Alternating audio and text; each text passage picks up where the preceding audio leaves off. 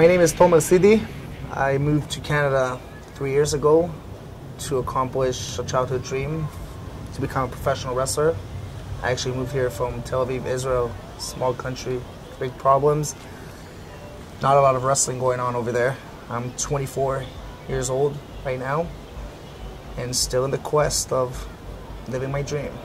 Tomer's good with the basics and the foundations, and that's not diminishing his skills. It's a lot of people jump ahead to a lot more complicated stuff. Tomer's the kind of guy who can beat you with a headlock or a sleeper hold or just some of the basics. The basics are your foundations. Without that, you're not going to get somewhere far. He just has this natural charisma when he's just hanging out with people, and when he's in a wrestling ring, that accentuates to a whole new level. So he trains hard, he does well at shows, he's well-rounded, but that natural it factor that you see in a lot of entertainment industries, be it athletics or TV, it's just, he has it. In my honest opinion, yes and no. It's a no for everyone, no matter who you are. The odds of making it is just like any starving artist, whether it's with someone who paints or someone who's a hockey player, football player.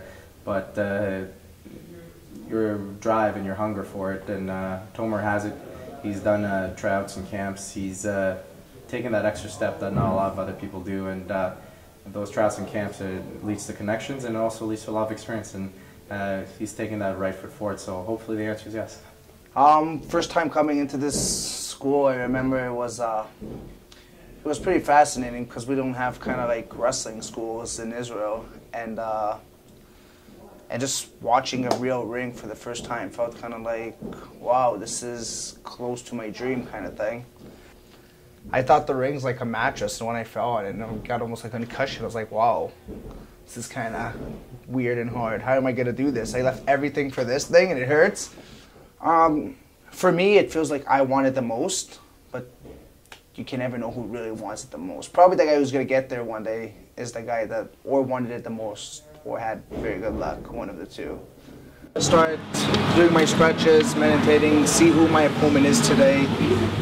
If it's a guy I know, it's pretty good because I know his weaknesses. If not, it's going to be a lot harder, but basically just relax before the match, get pumped and ready, and hear Ronnie Gaff scream in my ear that I'm #1 until I beat the guy today. I'm Nila and Kayen, this is Sabrina, we're sisters. We actually know Tomer personally, so Tomer's a good friend and he's a good wrestler too, and we hope he makes it big in the business. Rob Rage was the better man today. We got lucky this time. Next time, I will catch you next time. My parents are back home in Israel, trying to support me as much as they can, even that they think it's kind of a childish dream that will never come true. But every time I just prove them wrong and wrong and wrong with more stuff coming up, from like TV stuff to magazines. And a small funny thing that I was actually on vacation back home after 3 years. I went to visit my parents, and there's a radio show about wrestling over there. And suddenly I was hearing it, and they said my name on that radio show in Israel. And that's when my parents kind of understand, okay, he's up to something. He's kind of doing something right, because he's known in Israel when he never even performed in Israel. You got to be in shape for this business. So it'll be like gym, everyday necessary gym. The only problem is sometimes it runs in your head that, what am I doing here, you know what I mean? Because for me, it's not a hobby like most people here. It's like more like a hobby for them. They can just drive a 2-hour show. For me, it's life. I live it 24 hours a day.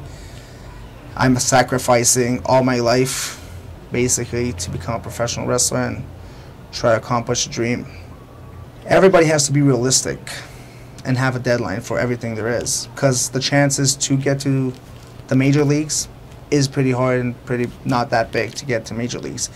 But every time I set a goal for myself for timing, somehow something new comes in and it's closer to the silver spoon of the big leagues. So then I add a little more time to my deadline. That is one of my dreams, to go to open a school in Israel and actually let people get the chance that I'm living here to do it from home, because then it's a lot easier for them. They won't have to do the struggling that I do, coming here from shekels to dollars and work harder and harder. Since I came here, there was a lot of companies that didn't want me because I'm Israeli, and I actually did a big documentary with a big company name that I won't say, big channel TV. And in the last second, after everything was said and done and we filmed everything and they were walking around me for like 2 weeks, in the end they canceled because it was too controversial, they said. Actually, I never got nobody that actually was ever said something bad about it. More, they went for the good side of me actually representing Israel in a different way. And I always wear tape on my hand that it's like tefillin, and that's something that I do every morning. And actually a lot of kids came up to me and I inspired them of starting every morning to pray. Wrestling business is a hard, politics and all the stuff that's going out too, they really help me a lot with that. Sometimes I'll get calls from random superstars, I won't say their names right now, and they talk to me and they give me a lot of good advice. But most of the advice is stay yourself, be natural and who you really are, because in the end, talent is always going to float up. I'm an entertainer. The more people I get to entertain, the more I'm doing my job. I broke a couple of bones. I broke my leg. I broke my finger. Looks awkward. And I know it's not even fixed. Most of the body bones that I got that have been broken down because I had very big shows on my luck the next couple of months with it, so I never really gave my body the time of healing. That's not a big thing to do, but yeah, bones do get broken, and there's actually a curse on our wrestling school in the last month. Every week somebody gets injured, so hopefully it won't be me next. First match, you're always nervous. First time in front of a big crowd, you don't know nobody in the business, so you don't know even what to expect from the guy that you're working. I actually got pretty injured in my first match, but in the end of the day, when you get back to the backstage and you actually say, wow, I had my first wrestling match, something that I dreamed of all my life. So even with all the bruises and bumps and all the pain, you still go home with a smile. That we are more than just actors and wrestlers and athletic and entertainers, because we just get a role. And even me with Tomo Shalom and everything, I did come up with the name, but I didn't really come up with the gimmick. Somebody gave it to me and I just roll with it. So they can make me one day an astronaut, they can make me a basketball player, they can make me whatever they want in the ring. I will still prove them that I can work with that gimmick. Bad guy is actually where I feel more comfortable too, being the bad guy, because I'm not a nice guy. I'm just not. I cannot diet 24 hours a day, but that means like we eat a lot of poor proteins, low carbs, a lot of vegetables that I do not really like vegetables, and I just started eating it because I'm a wrestler. I have some very old school training matches that I did to learn from there.